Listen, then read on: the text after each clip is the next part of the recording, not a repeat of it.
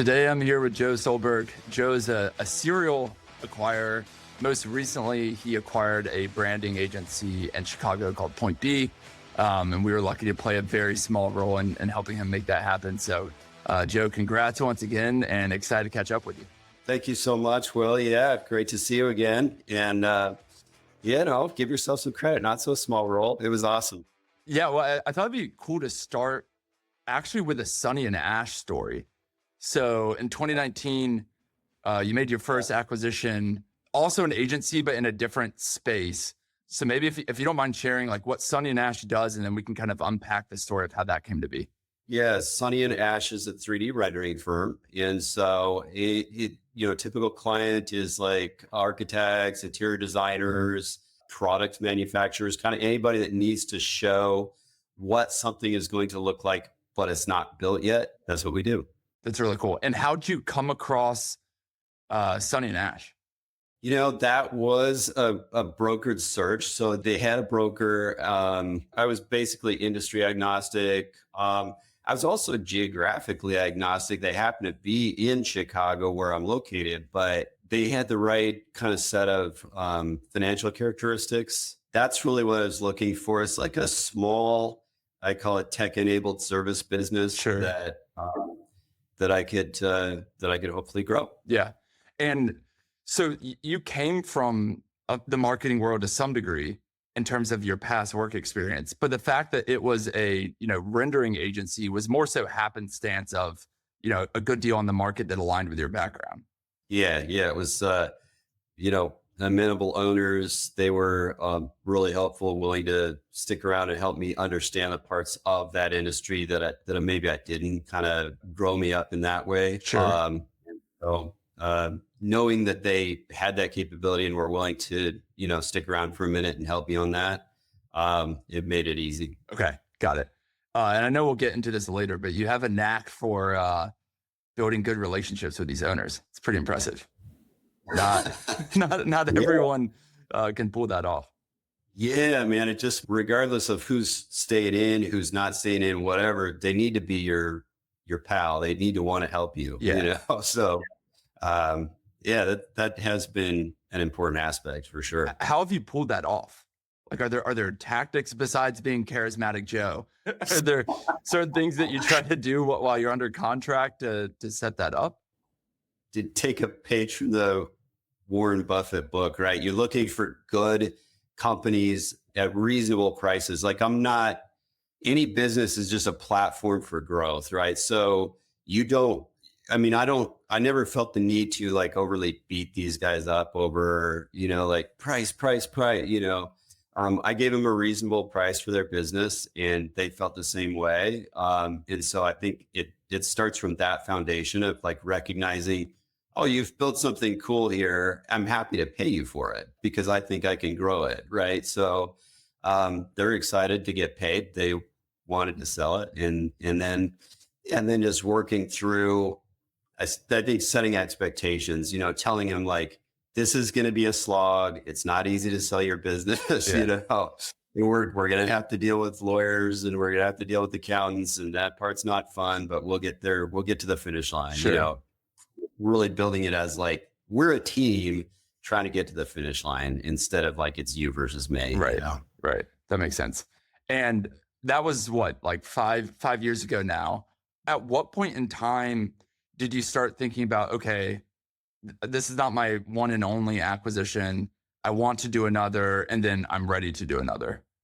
I put a full-time manager in place over at Sonny+Ash. And so that really freed me up to look for something new. And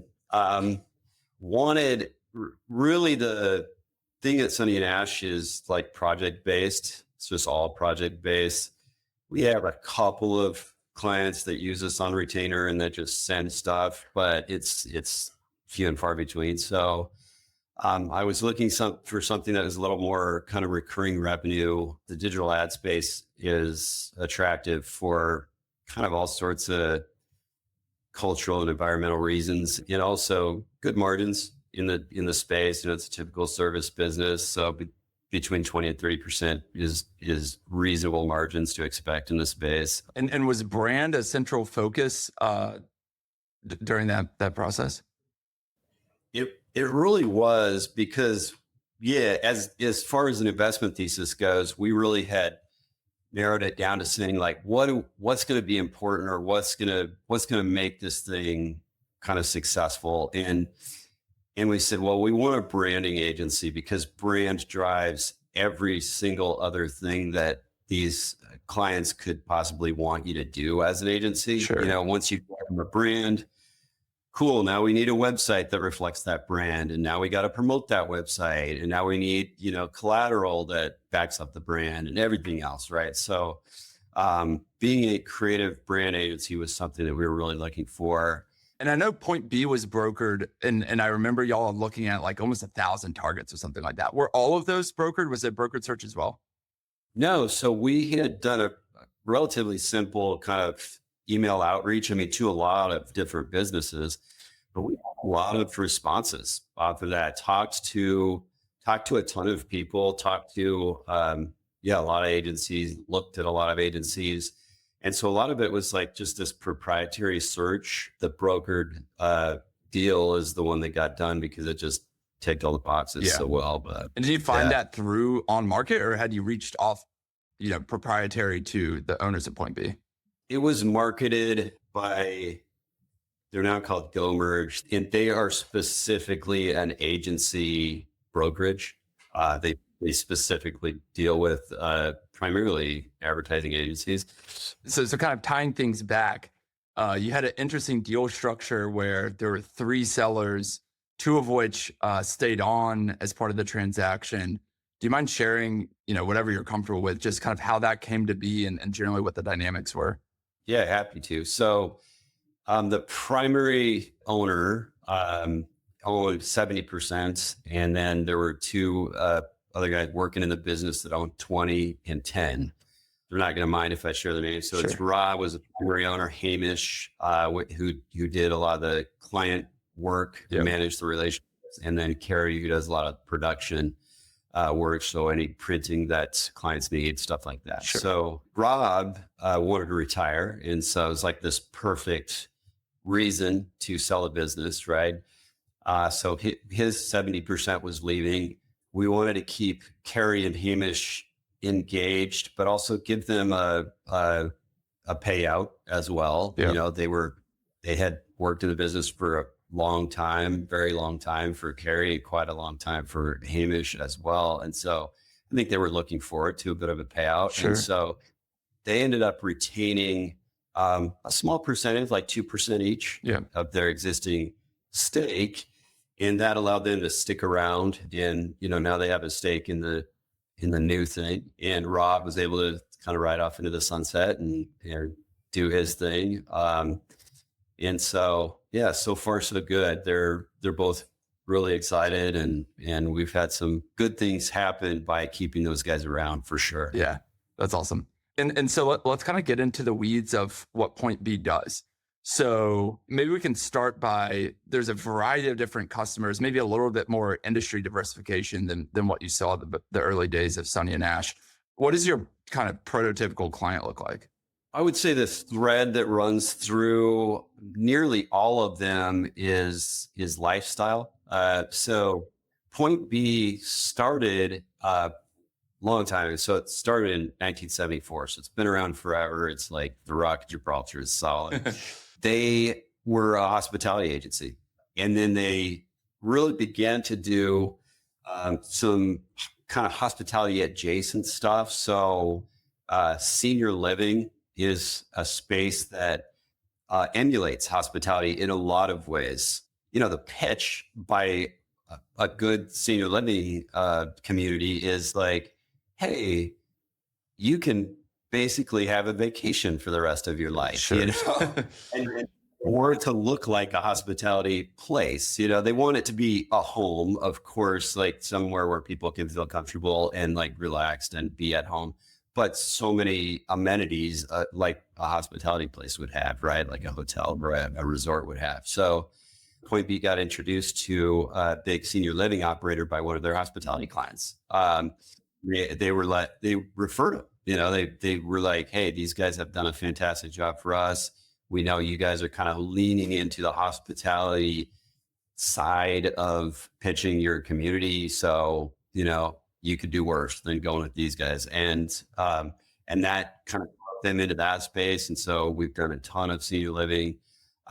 We've also, I say lifestyle because we also have the Dickies B2B side of Dickies, uses us for branding, collateral creation, video production, photography, just getting that message out to anybody buying like workwear, like company buying workwear. So on the B2B side. And so how does that branding work translate into the recurring revenue side? Like what percentage is more project based, getting people set up with branding versus, okay, your brand's ready, you're ready to scale. We can help manage campaigns and kind of the ongoing work.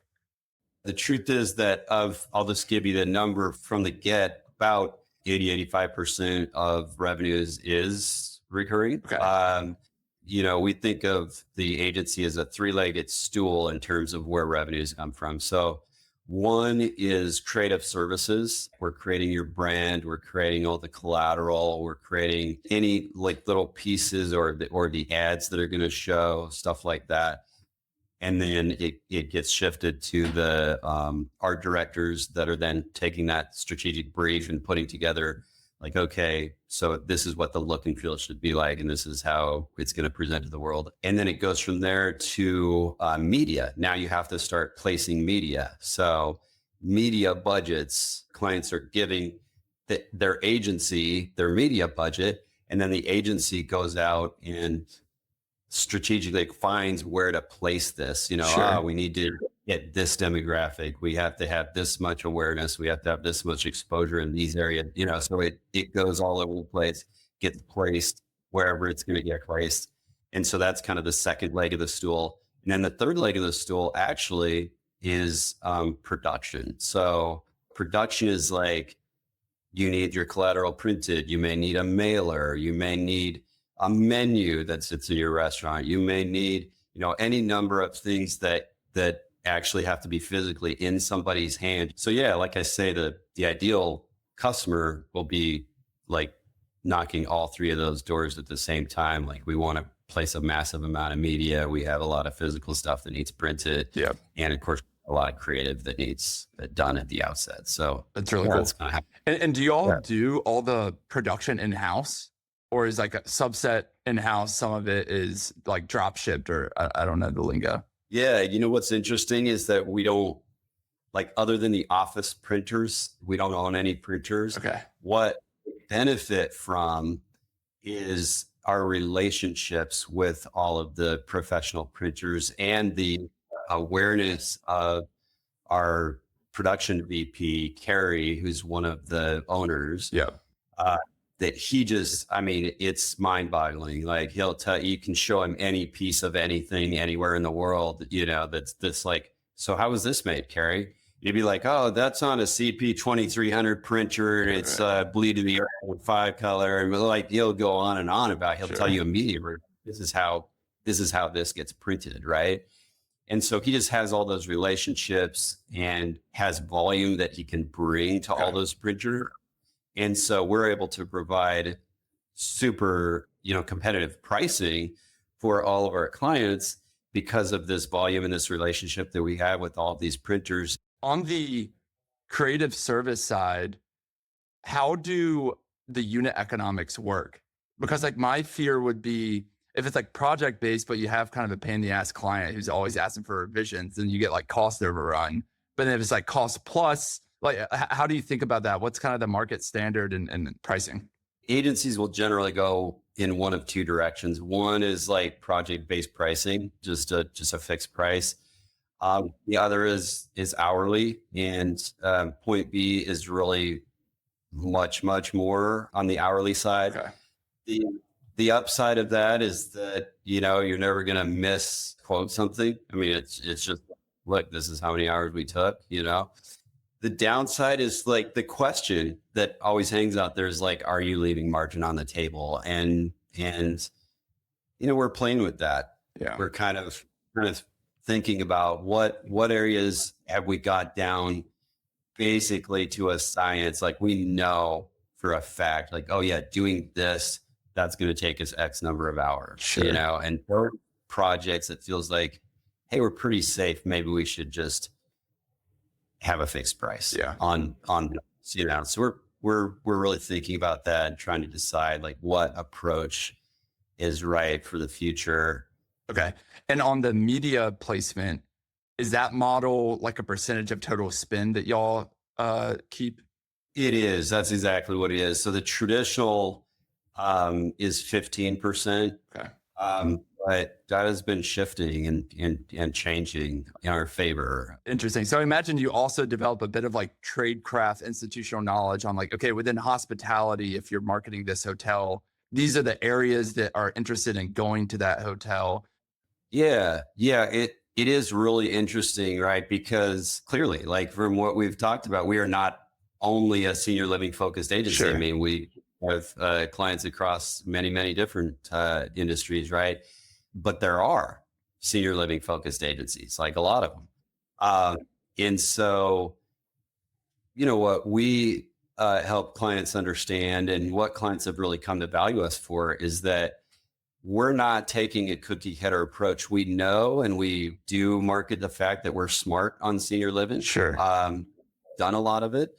And so that's valuable to them. But at the same time, you know, it's really important to them that they have their community and is different from any other community. And we do find that this is actually true. Even communities run by the same company are different and unique in important ways. And you want to tell potential folks that are going to come live there about that. That's what's going to draw them there. It's not going to, you know, you don't want to look the same as everybody else or feel the same as everybody else. That makes sense. And they're benefiting from deep knowledge within their space, but also because you're running so many projects and so many clients across other verticals, you're kind of picking up what works there too. So it's not like you're, you know, just beholden to whatever the industry overlords in the senior living space say.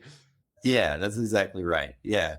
Yeah. We benefit from the volume and the experience of being a broader agency for sure. When you think about acquiring an agency, what are some tips you'd have for searchers out there thinking about buying one in terms of, you know, red flags or areas to focus on?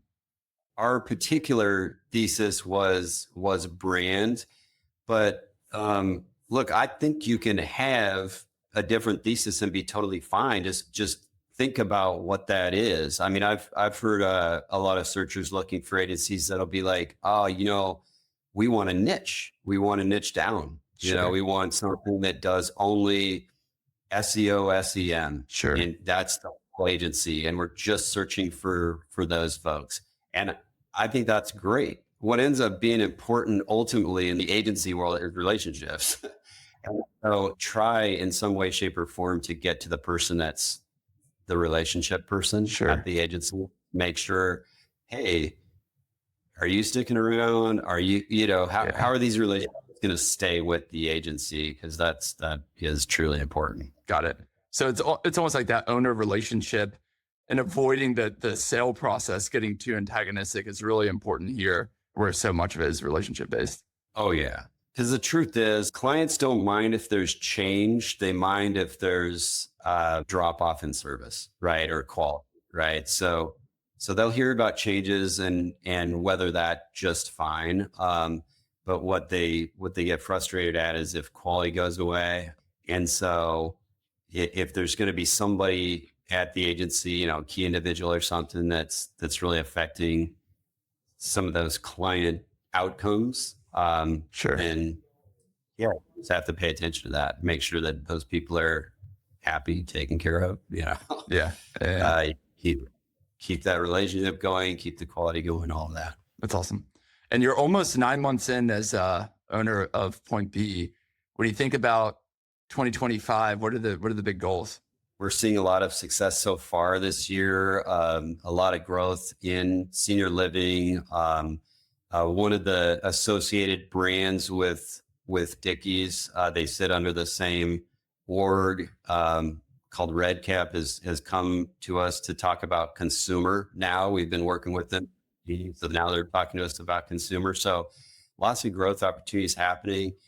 We are conservatively saying, I think we'll hit this for sure this year, but 15% growth. No We do way. that. Normally it's I, flat first year, if that. no, I think we're going to be okay. I think we are, because I've walked into some like massive tailwinds. So, yeah, some of the senior living groups that we've worked with are like, you know what? You should just do all our communities. You've done a good job. That's awesome. Okay, let's do it. Yeah, it's like I said, this thing with Red Cap and Dickies that allows us to get into the consumer side, which is a lot more media Sure. than the B2B side and stuff like that. So no, we're very excited. You do 15% over 5 years and you've doubled your company. So that's the idea, is that over the course of the kind of 5 years, we're going to double the size, and that's the hope. That's awesome. Well, keep crushing it, rooting for you guys. And if people need branding work, they can check you out at pointbcommunications.com. Is that right? Yes, that's us. That's us. Awesome. Thanks so much for coming on, Joe. Of course, you got it. Thanks, Will.